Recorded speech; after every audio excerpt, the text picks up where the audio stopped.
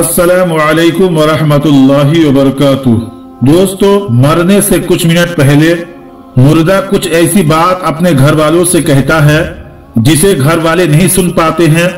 जैसे ही इंसान का मरने का वक्त होता है, मरने के बिल्कुल करीब होता है, बस 2-4 मिनट में उसकी रूह निकलने वाली है, तो उस मरने वाले इंसान को ऐसा महसूस होने लगता है कि मेरी रूह अब निकलने वाली है। मरने वाले की रूह जब निकाली जाती है तो सबसे पहले पैरों के जरिए खींची जाती है। हजरत मलकुल मौत उसके सीने पर हाथ रखते हैं और सबसे पहले उसकी रूह उसके पैरों से खींचना शुरू करते हैं। और जब उसकी रूह खींची जाती है तो उसे ये महसूस होने लगता है कि मेरी रूह पैरों के अंदर से निकल रही है और मेरे पैर बेजान होना शुरू हो गए हैं।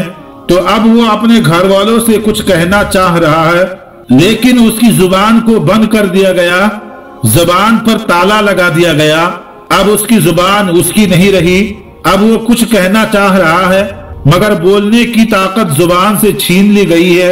वो देख रहा है मगर आंखें एक जगह पर ठहर गई है।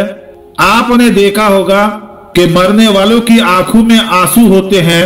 वो इस वजह से होते हैं कि वो कुछ कहना चाहते हैं मगर कह नहीं पाते हैं।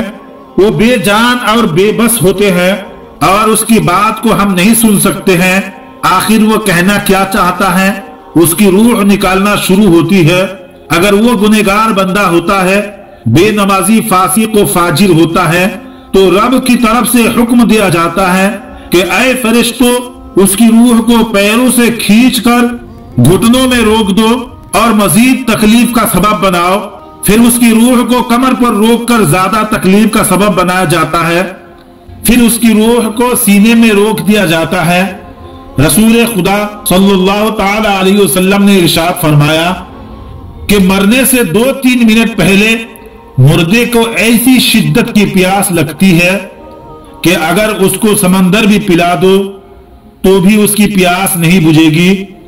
हजरत ईसा अलैहिस्सलाम अपनी माँ की वफात के बाद उनकी कब्र पर गए और आपने अपनी वालिदा हजरत बीबी मरियम से मुखातब होते हुए कहा, प्यारे अम्मी जान, मैं अल्लाह की हुक्म से मुर्दों को जिंदा करता हूँ। अगर आप हुक्म दे तो मैं अल्लाह से आपकी जिंदगी मांगू। तो हजरत बीबी मरियम ने फरमाया, दुनिया और उसकी जिंदगी बहुत खूबसूरत है मगर मैं मौत की तकलीफ दोबारा देख नहीं सकती। अल्लाहु अकबर। एक नबी की माँ का कहना है और हम जैसे गुनहगारों की मौत कितनी तकलीफदा होगी। हजरत अनस बिन मालिक रदियल्लाहु ताला अन्हु से रिवायत है कि हुजूर सल्लल्लाहु ताला अलैहि वसल्लम ने इरशाद फरमाया कि सहाबाए किराम का गुजर एक जनाजा पर हुआ। लोग उसकी तारीफ करने लगे कि क्या अच्छा आदमी था, कितना नेक इंसान था।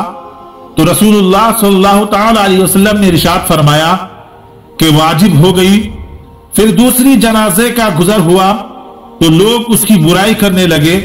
तो हुजूर सल्लल्लाहु ताला अलैहि वसल्लम ने इरशाद फरमाया, वाजिब हो गई। उस पर हजरत उमर बिन खत्ताब रदियल्लाहु ताला अन्हु ने हुजूर सल्लल्लाहु ताला अलैहि वसल्लम से पूछा कि क्या चीज वाजिब हो गई। तो हुजूर सल्लल्लाहु ताला अलैहि वसल्लम ने इरशाद फरमाया, जिस मैयत की तुम लोगों ने तारीफ की है उसके लिए तो जन्नत वाजिब हो गई, और जिसकी तुमने बुराई की है उसके लिए दोज़ख वाजिब हो गई। तुम लोग जमीन में अल्लाह ताला के गवाह हो। उसके बाद गुनहगार बंदे की रूह को दिमाग के अंदर रोक दिया जाता है। आखिर में उसके दिमाग से निकलकर उसकी हलक के अंदर खींचा जाता है तो मरने वाले का मुंह खुला का खुला रह जाता है। आपने देखा होगा कि मुर्दे की आंखें भी खुली की खुली रह जाती है। क्यों खुली रह जाती है? क्योंकि वो मरने वाला शख्स अपनी रूह को निकलती हुई अपनी आंखों से खुद देखता है और मरने से पहले वो ये बातें कहने की कोशिश करता है कि आए दुनिया वालों, ये जो मुझ पर बीत रही है, ये जो मुझ पर गुजर रही है, ये ऐसी सख्ती है कि अगर तुम सारे लोगों पर डाल दी जाए तो तुम सारे के सारे लोग हिलाक हो जाओगे। अगर मरने वाला नेक बंदा होता है तो वो ये कहने की कोशिश करता है हर इंसान को मौत का मजा चखना है। तो लिहाजा ऐ दुनिया वालों, तुम अच्छे आमाल करो, अच्छा काम करो, ताकि ये सख्तियां, ये परेशानियां जो बुरे बंदों को दी जाती है वो तुम पर ना हो।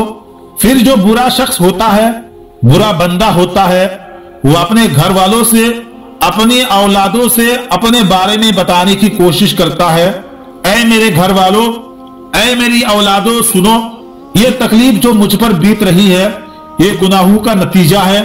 क्योंकि उसे पता चल जाता है, फरिश्तों रूह निकालने से पहले उसको आगाह कर देता है, तूने अल्लाह और उसके रसूल सल्लल्लाहु ताला अलैहि वसल्लम की नाफरमानी करके जिंदगी गुजारी थी, इसलिए तुमको शदीद तकलीफ देने का मेरा इरादा है और तुम्हें खतरनाक तकलीफ होगी।